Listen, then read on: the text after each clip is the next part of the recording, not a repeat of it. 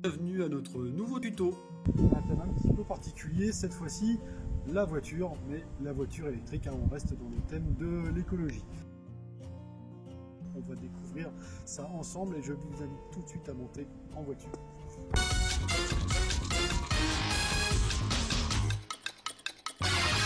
Avec mon assistant et mon fidèle copilote Rodolphe ici présent derrière la caméra, nous allons vous présenter le fonctionnement d'un véhicule électrique. Là on est en présence d'une Nissan Leaf première génération. C'est assez simple, ça ressemble beaucoup à un véhicule automatique pour ceux qui en ont déjà un. Pas de boîte de vitesse sur un véhicule électrique, simplement en général un petit joystick qui vous permet d'aller en marche arrière ou en marche avant ou d'adopter une position parking, très simplement. Voilà, donc c'est vraiment simple à conduire. Vous avez deux pédales, une pédale de frein, une pédale d'accélérateur et c'est tout. Ici, ce que vous ne voyez pas, c'est que nous avons un petit bouton qui permet de démarrer et ce que vous allez constater, c'est le silence. C'est génial, pas de bruit, impeccable. Allez, c'est parti, donc on met la marche avant et puis on va pouvoir démarrer. Vous allez constater, c'est assez simple.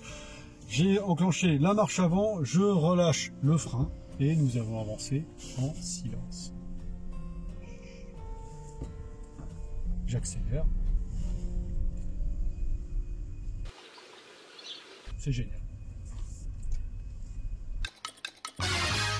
Alors quand on parle de véhicule électrique, on parle souvent d'autonomie. C'est vrai que sur un véhicule électrique, notamment là on est sur une Leaf première génération avec une batterie de 24 kWh, clairement on n'a pas l'autonomie d'un véhicule thermique. Sur ce modèle-ci, 2015, on est sur une théorique de 140 à 150 km.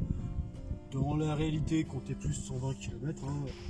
Alors sur les véhicules électriques plus récents, notamment la nouvelle génération de la Nissan Leaf, la Leaf 2, vous avez bien entendu une autonomie largement supérieure qui peut aller maintenant sur les véhicules régulièrement entre 200 et 300 km, donc qui permettent quand même une souplesse d'usage beaucoup plus importante.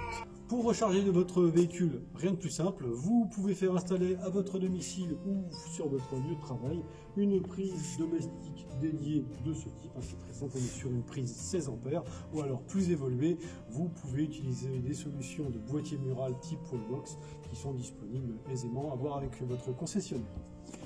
Alors, branchement, on utilise ce cordon, on met dans la prise, on reprend l'autre prise et on vient l'insérer à l'avant du véhicule dans une prise dédiée et on laisse le véhicule en charge. Alors dans l'hypothèse où votre batterie serait complètement vide le soir quand vous rentrez chez vous, une nuit suffit amplement à recharger ce type de véhicule à 100%. Alors un des avantages du véhicule électrique, c'est le stationnement. Grâce à ce petit disque vert que vous allez pouvoir demander donc, auprès du SDE22, vous avez la possibilité de stationner tout véhicule électrique ou hybride rechargeable sur les parkings extérieurs gérés par la ville de Saint-Brieuc de façon gratuite. Il vous suffit tout simplement d'apposer le disque derrière votre pare-brise et vous avez le stationnement gratuit au minimum jusqu'au 31 décembre 2020. Alors pour recharger votre voiture, on l'a vu tout à l'heure, vous pouvez utiliser votre borne de charge à domicile directement ou alors celle de votre travail si vous en disposez, ou alors utiliser une borne de vie comme celle-ci qui a été installée il y a quelques années à l'initiative du syndicat départemental d'énergie et qui est gérée par Westcharge. Alors une idée reçue sur les véhicules électriques, ça n'avance pas. C'est vrai qu'il y a quelques années, c'était quand même pas extraordinaire. Maintenant, ça a bien évolué. Là, on est sur un véhicule qui fait 110 chevaux. Et pour pouvoir se rendre compte de la façon idéale, ce que je vous propose, c'est de laisser la place à un professionnel.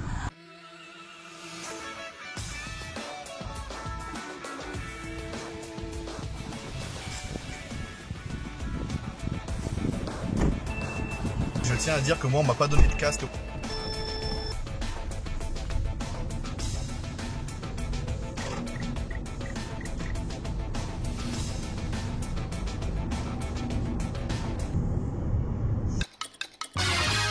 Au niveau des coûts, puisqu'on on va quand même parler d'un critère qui est très important dans nos choix.